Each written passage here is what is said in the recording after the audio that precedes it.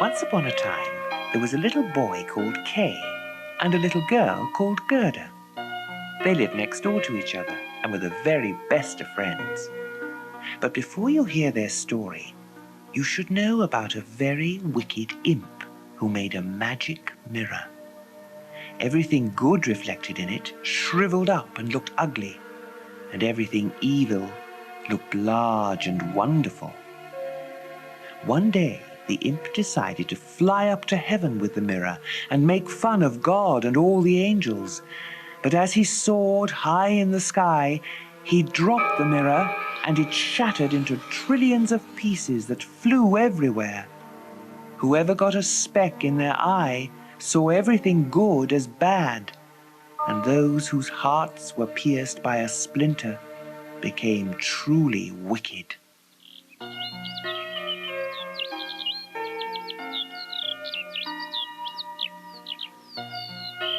One summer's day, Kay and Gerda were sitting in a rose garden when Kay suddenly felt a pain in his heart. Oh. And then, "Ow! I think I've got something in my eye," he said. Gerda couldn't see anything, but it was in fact a speck from the imp's mirror. The pain quickly went, but the splinter was certainly there, and it wouldn't be long before Kay's heart was turned to a lump of ice. Kay made fun of the townspeople and even teased little Gerda. He wouldn't read books with her. He thought it was baby stuff. He preferred scientific games. One day he showed Gerda a snowflake under a magnifying glass. "Look how perfect it is! Much prettier than a real flower. If only it didn't have to melt." Later, Kay left Gerda on her own and took his sledge out into the snow. The bravest boys used to tie their sledges to the back of farm carts and be pulled along for an exciting ride. Now Kay noticed a magnificent sledge pulled by white horses and carrying a woman muffled in a white cloak and hood. Quickly, he tied his sledge to the back. Off they rushed into the snow. At first, Kay was enjoying himself, but then the snow got thicker and thicker. He tried to shout out, but couldn't be heard.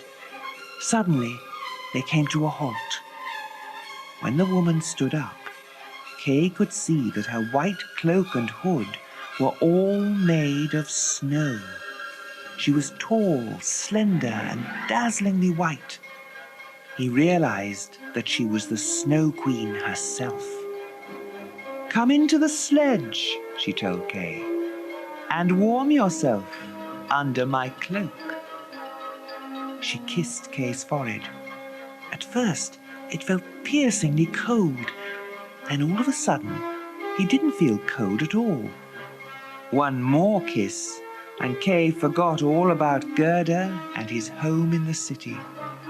Away they flew over icy lands. Kay thought his queen was beautiful and perfect, and he wasn't in the least bit afraid.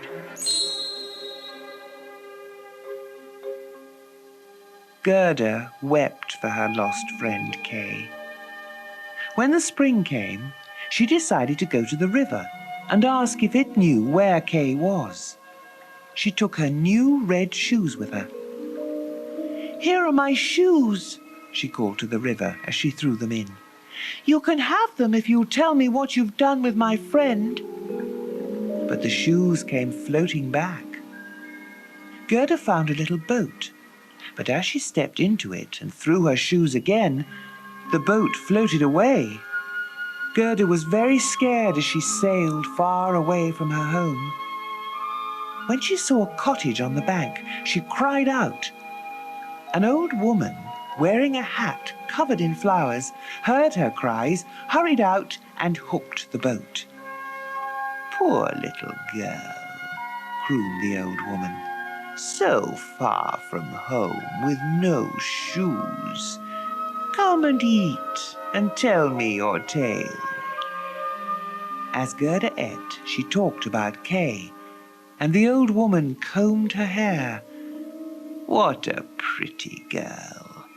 and what a good companion you'll make." As the old woman combed, Gerda forgot all about Kay and her home. The old woman was wily and had a few magic powers. She thought that if Gerda saw the roses in her garden, she would remember her home and her quest to find Kay.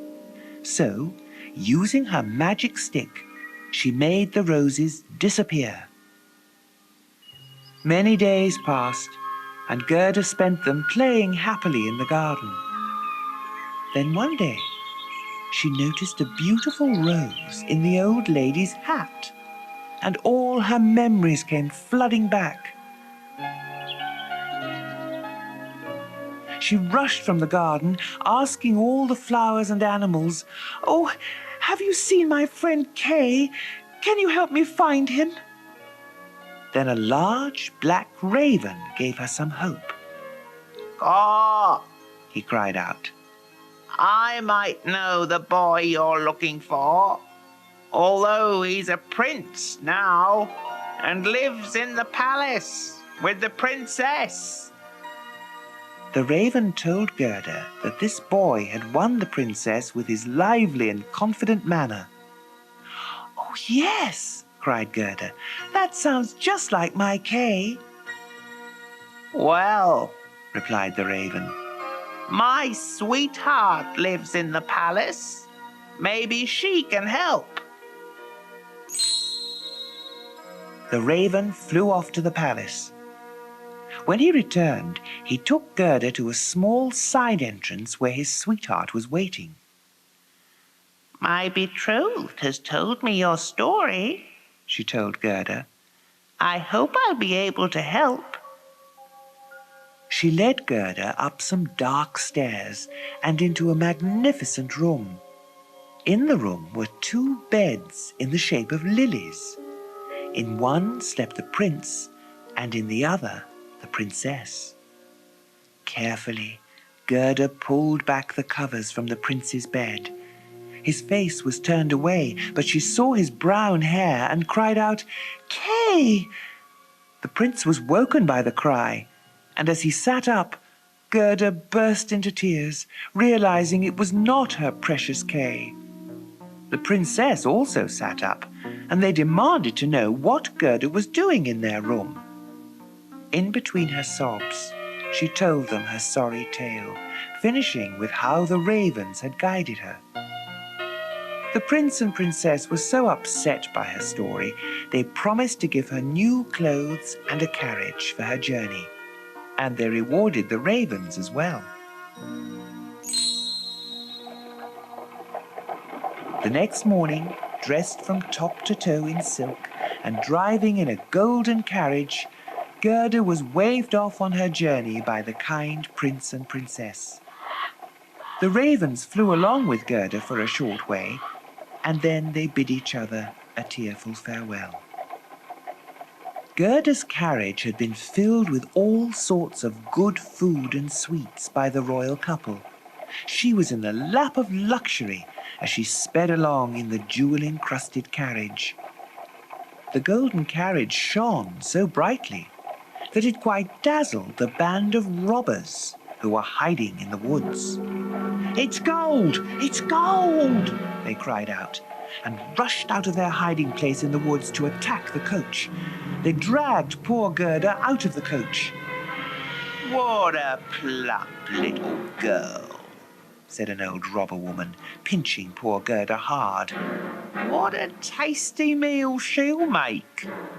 She pulled out a sharp knife that glinted in the sun. Poor Gerda thought her journey was over forever, when suddenly the robber woman screeched with pain and let Gerda go. The robber woman's little girl had bitten her mother really hard. "Get off her!" she screeched at her mother. "You're not to kill her. She's going to be my friend." And the little robber girl was so sulky and willful that she got her way. She made Gerda give her her warm boots and her muff, and then away they drove in the carriage. "Don't worry," said the little robber girl. "I shan't let her kill you." Not unless you make me angry, of course. When they got to the robber's den, the little robber girl took Gerda into her room. In the room were many hundreds of pigeons. They're all mine, boasted the robber girl. She pulled a beautiful reindeer from the shadows. I'll keep him tied to the wall, and every night I'll tickle his throat with my knife, just to show who's master. Then she turned to the frightened Gerda and demanded, Now, tell me your story. With tears in her eyes, Gerda told the little robber girl all about Kay. Later, when the robber girl was asleep, the wood pigeons spoke up.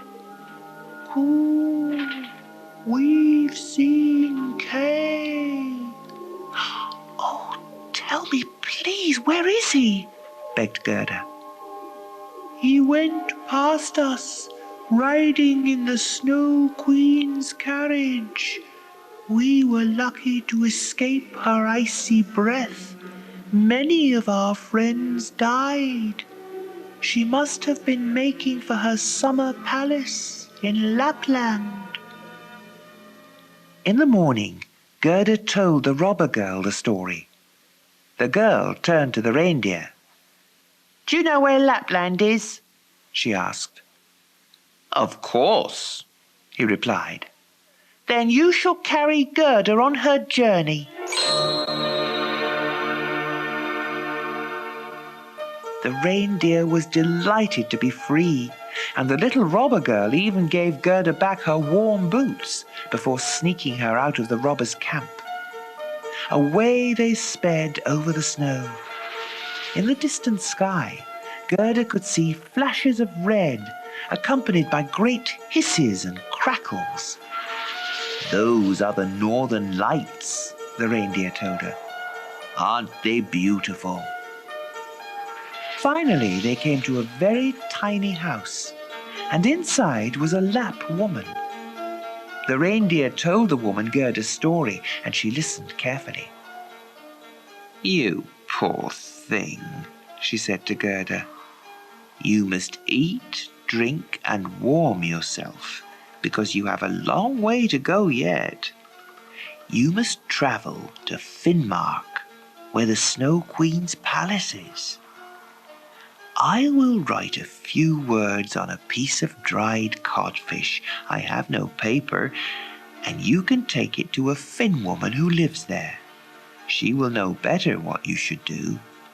So after a good rest, Gerda and the reindeer set off again. They travelled a long way before they spotted the smoke from the Finn woman's chimney. Inside the house it was sweltering hot, and the first thing the Finn woman did was to loosen Gerda's clothing and take off her boots to dry. Gerda gave the woman the message written on the codfish, and the reindeer told her Gerda's story.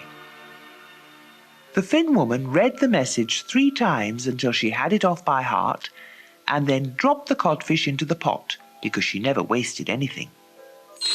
Then she unravelled an ancient parchment and studied the strange words that were written there. You're so wise, said the reindeer, flattering the woman. Please help Gerda to save Kay.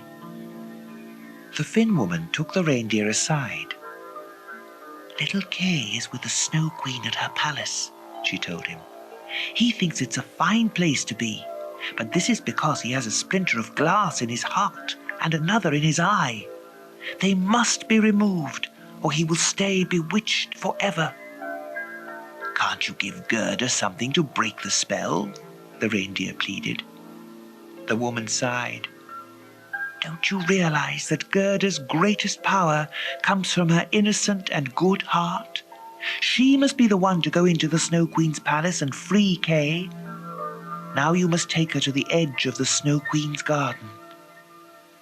So once more, Gerda mounted the reindeer and they sped off. It wasn't until they were well on their way that Gerda realized she had forgotten her warm boots. The reindeer took Gerda to the edge of the palace garden. Huge tears ran down his nose as he said goodbye. Gerda started forward, but was halted by a mass of snowflakes. These flakes made up all sorts of weird shapes, and they were in fact the Snow Queen's guards. They surrounded Gerda, and terrified, she began to repeat the Lord's Prayer. Her breath turned icy as she spoke, and from this icy cloud, little bright angels formed. They rushed at the guards and smashed them into a million pieces.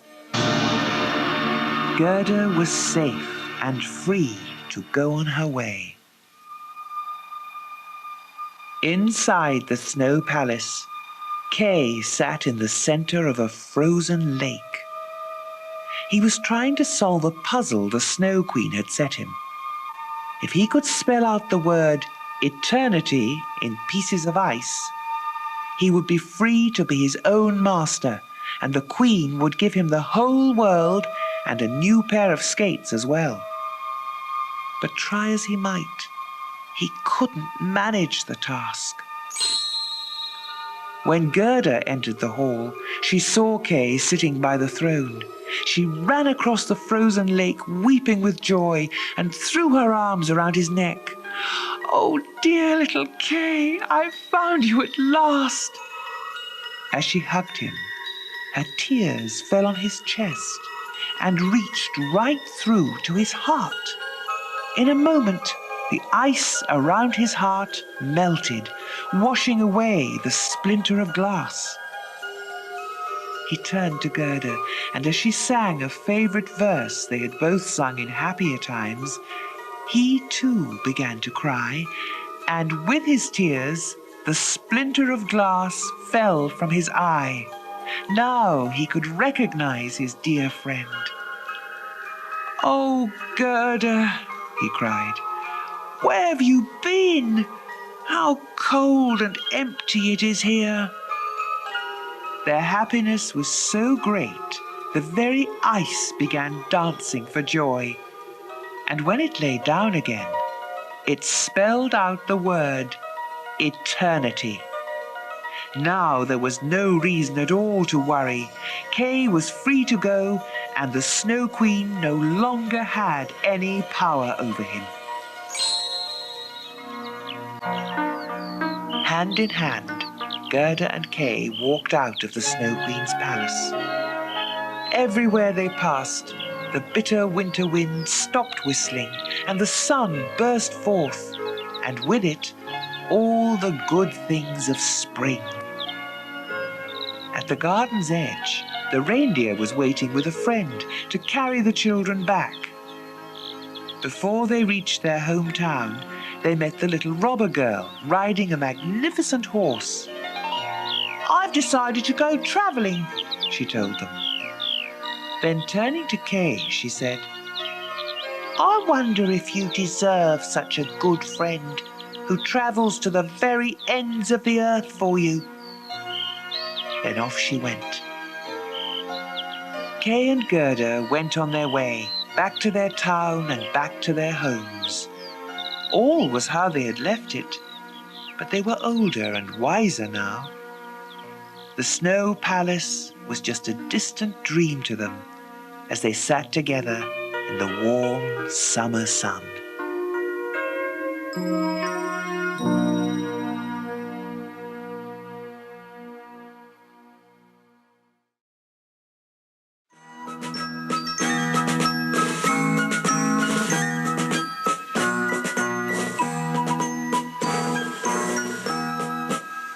Once upon a time, there were 25 tin soldiers, and they were all brothers because they'd all been made from one large tin spoon.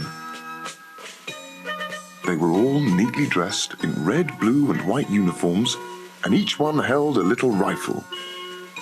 As soon as the toy maker had made them, he put them in a little wooden box on a shelf in his shop. For months, they waited patiently, packed into the box like sardines, until one day a man came into the shop and bought the box. "This'll make a fine present for my son's birthday," he said.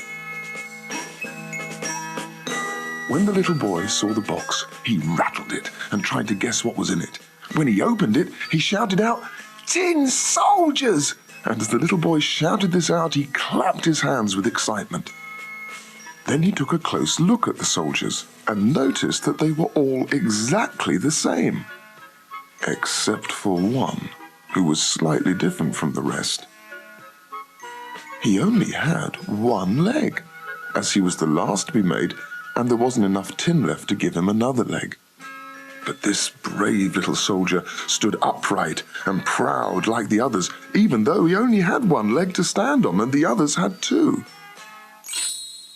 The boy stood the one-legged soldier right in front of his paper castle. This beautiful little castle looked just like a real castle in miniature. Delicate paper trees and a lake made from a mirror stood in front of it. It was a beautiful scene, and it filled the little tin soldier's heart with joy, especially when he saw the pretty little girl who stood at the door of the castle. She had been intricately cut out of paper and was dressed in a dancer's costume with a red rose at the waist that was as big as her face. The beautiful girl stretched her arms high above her head because she was a ballerina. One of her legs was raised so high that the little tin soldier couldn't see it and thought she only had one leg. "That's the wife for me," he thought. But she's far too grand. Her home is a beautiful castle, and I live in a simple wooden box. Still, I might as well try to make friends with her. But although he couldn't stop looking at the beautiful ballerina, he couldn't muster up enough courage to speak to her.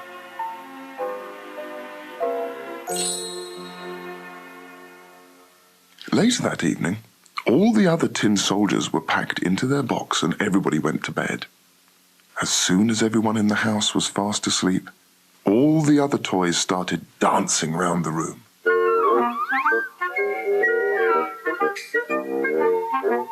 The coloured pencils stood upright and started to do a merry little tap dance. The top spun around furiously and the clockwork mouse whizzed along the floor. Two wooden dolls played happily on a little seesaw while a tiny clown balanced in the middle. The only toys who didn't move were the little tin soldier and the ballerina. On the strike of 12, the lid flew off a little wooden box and a cheeky little jack-in-the-box leapt up on his spring. He laughed heartily, and as he laughed, all the bells in his hat made a loud jingling noise. "Tin soldier," said the jack-in-the-box, "please keep your eyes to yourself." But the soldier stood firm and pretended that he hadn't heard him. "You'll be sorry when tomorrow comes," said the jack-in-the-box.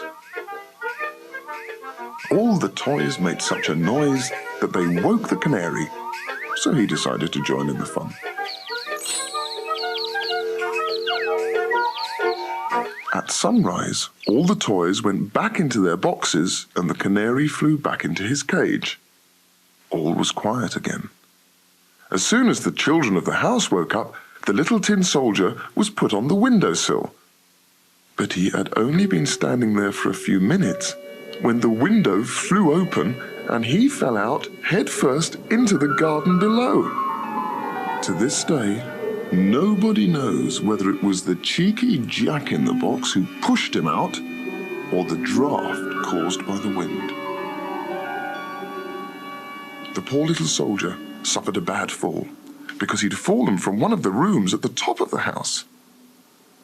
His leg stuck straight up in the air and he was left upside down in the garden with his rifle caught between two large rocks. He was completely stuck and he couldn't budge an inch. When they noticed that he had gone, the servant and the little boy dashed straight out into the garden to look for him, and although they very nearly trod on him, they couldn't find him. The tin soldier was so sad to see them passing by and wanted to shout out, "I'm here!" but he didn't think it was the proper thing for a soldier to do as he was dressed in uniform. Then it started to rain, and the rain fell so heavily that the tin soldier almost drowned in a little pool of water. When the downpour was over, 2 street urchins who had crept into the garden wandered by. "Look what I found," said one of them. "It's a little tin soldier. Let's put him in a little boat and send him for a sail." So they picked up a few sheets of old newspaper and made them into a little boat. They lifted the tin soldier up and stood him in it. And in his head, the little soldier kept repeating, "Leave me alone." He desperately wanted to shout these words out, but he knew it wasn't the correct thing for a soldier in uniform to do. So he kept quiet.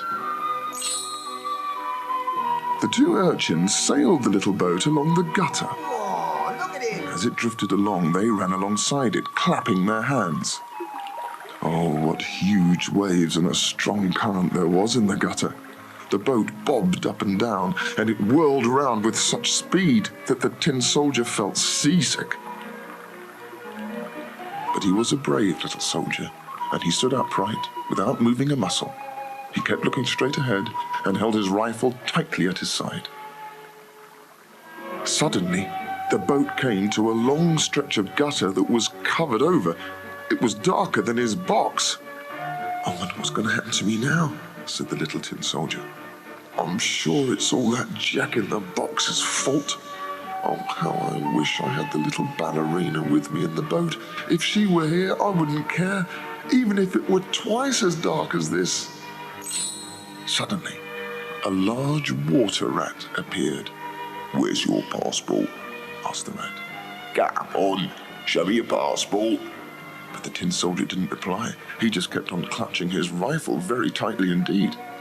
The boat drifted away, and the rat chased after it. "Stop him! Stop him! He hasn't shown me his passport!" shouted the rat. But the current grew stronger and stronger, and the tin soldier could see daylight ahead, where the covered part of the gutter ended, and what a horrible sight he could see before him as he bobbed along in the little boat. The gutter emptied straight out into a drain, and he was heading straight for it. It was as dangerous for him to be swept into this as it would be for us to sail over a waterfall. But it was no use him crying out, even if he'd wanted to, because he was so near to the end that he couldn't stop. "I wish I was on dry land and in the arms of the ballerina," he thought to himself. And then the boat swept over the side. But still, the brave little soldier clutched his rifle and kept completely still. With an almighty splash, the soldier and his boat were swept out of the gutter and into the drain. The water rat watched in amazement as he saw the little paper boat and its passenger disappearing into the opening of the drain. Empty bottles and cans that were more than twice his size followed the little soldier on his terrifying journey. The little paper boat travelled on through the drain until it emptied out into a big canal. Imagine a little tin soldier lost in a canal. It would be just as terrifying for us if we were lost in one of the vast oceans of the world.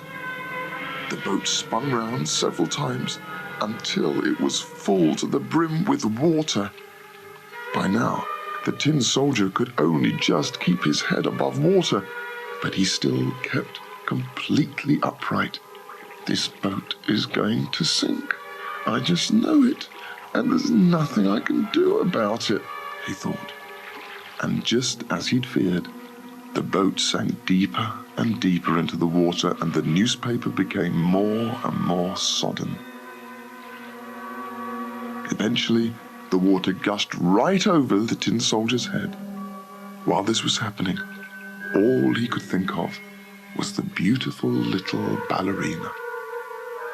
Oh, how he wished he could see her face again.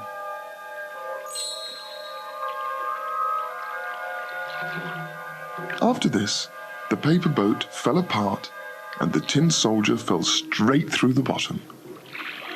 As soon as he had parted from the boat, he was swallowed by a great big fish. It was so dark inside its belly, but the tin soldier stood perfectly still with his rifle tightly at his side, although he was now lying lengthways. The fish twisted and turned so much that the tin soldier didn't know what was going on.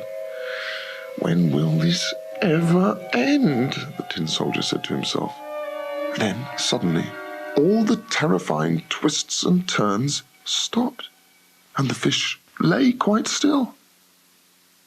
A flash of lightning seemed to pass right through the fish, and suddenly the soldier could see daylight again. Somebody called out, "It's a tin soldier!" The fish had been caught, taken to market, and sold. A servant took it home to the kitchen, where she slit it open with a big sharp knife. The servant was so surprised when she saw the soldier and the fish that she gently picked him up by the waist and took him to the room where supper was being served. Everybody stared at this amazing little man as the servant told them that he had been travelling inside a fish. "What's all the fuss about?" he thought. "I haven't done anything special." They stood the tin soldier on the table, and what a wonderful sight met his eyes. He was in exactly the same room as he'd been in before. He recognized the same little boy. The same toys were on the table. And most wonderful of all, the lovely paper castle with its pretty little ballerina stood straight in front of him. Still, the little ballerina stood with her arms stretched out above her head and one leg raised high in the air. She looked as if she had been waiting patiently for him to return. This touched the heart of the little tin soldier. He felt he could weep tin tears, but he knew that that was not the proper thing for a soldier in uniform to do. He looked at her, and she looked at him, but they didn't say a single word. The boy stood him under one of the paper trees so that he was closer to her, but still they didn't say a single word to each other. The little tin soldier wanted to ask her to be his wife, but he still felt she was too grand for him, so he just looked on. Although not a word passed between them, all the other toys were happy to see them standing together.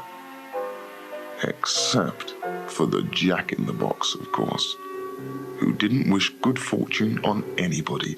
He was too busy whispering into the ear of the little boy. "Throw that good-for-nothing soldier into the stove," he said. "He can't fight battles for you with only one leg."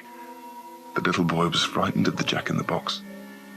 So he did as he was told, and threw the poor little soldier straight into the blazing stove. Useless soldier. As the tin soldier stood in the heat of the fire, he soon became incredibly hot. The poor little soldier didn't know if it was the heat of the flames that was making him feel like this, or the heat of his love for the ballerina. Soon, the bright red, white, and blue of his uniform started to fade away. Nobody knew whether the color had faded because of the heat or because he was so sad. He could still see the little ballerina with her arms reaching towards him, and as he looked at her, she looked at him.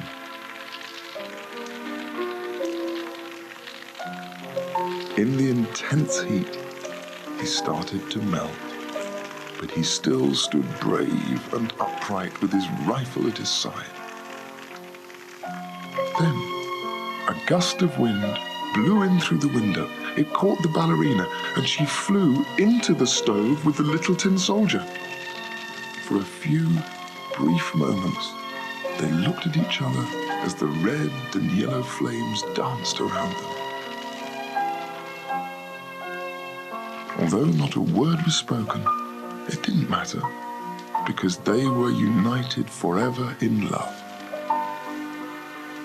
A few minutes later, they both burst into flames and completely vanished.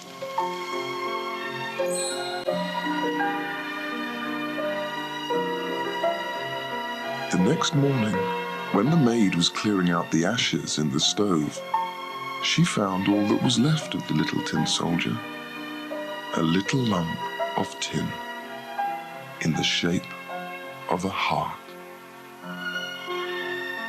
Next to it lay the big red rose that the ballerina had worn, burnt black as a piece of coal.